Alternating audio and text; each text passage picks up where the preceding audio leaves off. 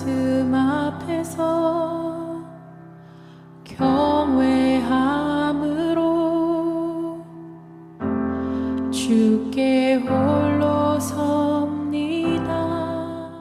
성도 여러분 안녕하십니까? 5월 30일 화요일 묵상과 기도 시간을 시작하겠습니다.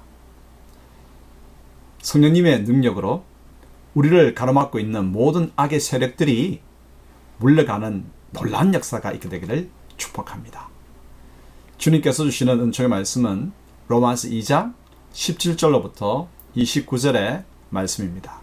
유대인이라 불리는 내가 율법을 의지하며 하나님을 자랑하며 율법의 교훈을 받아 하나님의 뜻을 알고 지극히 선한 것을 분간하며 맹인의 길을 인도하는 자요 어둠에 있는 자의 빛이요 율법에 있는 지식과 진리의 모본을 가진 자로서 어리석은 자의 교사요 어린아이의 선생이라고 스스로 믿으니 그러면 다른 사람을 가르치는 내가 내 자신은 가르치지 아니하느냐?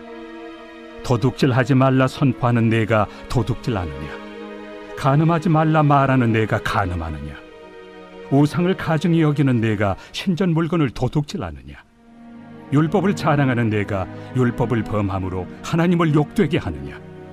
기록된 바와 같이 하나님의 이름이 너희 때문에 이방인 중에서 모독을 받는도다. 내가 율법을 행하면 할례가 유익하나 만일 율법을 범하면 내 할례는 무할례가 되느니라. 그런즉 무할례자가 율법의 규례를 지키면 그 무할례를 할례와 같이 여길 것이 아니냐. 또한 본래 무할례자가 율법을 온전히 지키면 율법 조문과 할례를 가지고 율법을 범하는 너를 정죄하지 아니하겠느냐. 무릇 표면적 유대인이 유대인이 아니요 표면적 육신의 할례가 할례가 아니니라. 오직 이면적 유대인이 유대인이며 할례는 마음에 할지니 영에 있고 율법 조문에 있지 아니한 것이라. 그 칭찬이 사람에게서가 아니요 다만 하나님에게서니라. 율법을 받은 유대인들도 하나님의 심판 아래에 있습니다. 율법의 유익은 삶의 지침인 율법을 가졌다는 데 있지 않고 그 율법을 행하는 데 있습니다. 그럼 유대인의 특권인 율법에 대해서 알아볼까요? 유대인은 하나님으로부터 율법을 받았죠.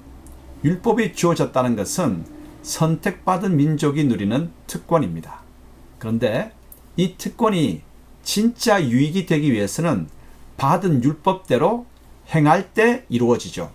유대인들은 받은 율법을 통해 하나님을 알고 하나님의 뜻을 분별한다고 스스로 믿고 있습니다.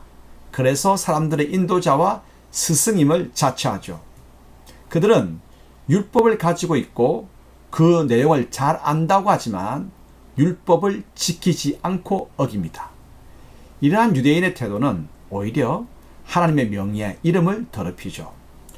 혹 우리도 유대인들처럼 성경은 술술 깨면서 그 교훈은 행하지 않고 오히려 정반대로 행동하지는 않나요?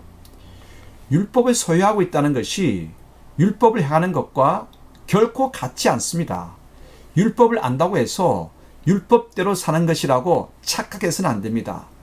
율법을 통해 하나님의 뜻을 아는 자는 그 뜻에 순종하여 선을 행해야 하죠.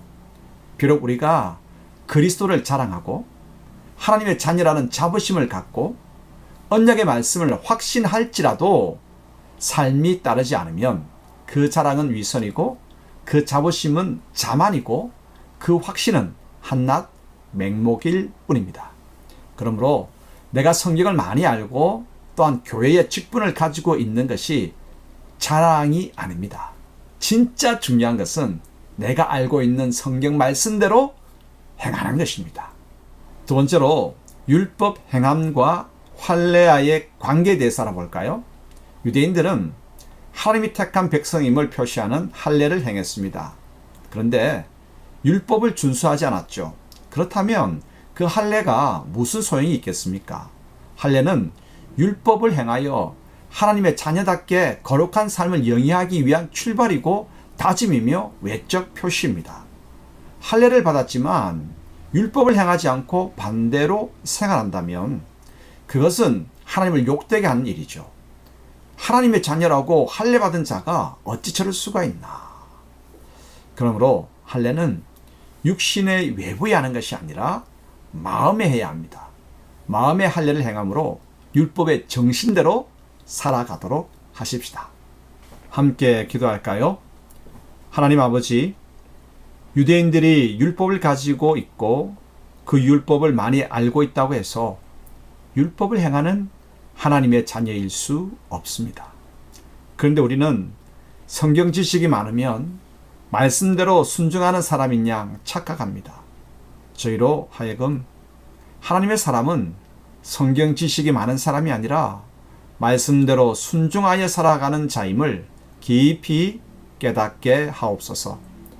말씀에 순종하는 삶은 없고 성경 지식으로 판단하는 것만이 넘쳐나 교회는 힘을 잃고 세상은 점점 어두워지는지 모르겠습니다. 아버지, 저희를 용서하옵소서. 성령님의 감동으로 통각을 일깨워 주셔서 말씀의 찔림을 받아 돌이키고 말씀의 감동을 받아 행하게 하옵소서. 말씀의 생명력이 저희 삶 가운데 역동치기를 원합니다. 예수님의 이름으로 기도합니다. 아멘. 말씀 앞에서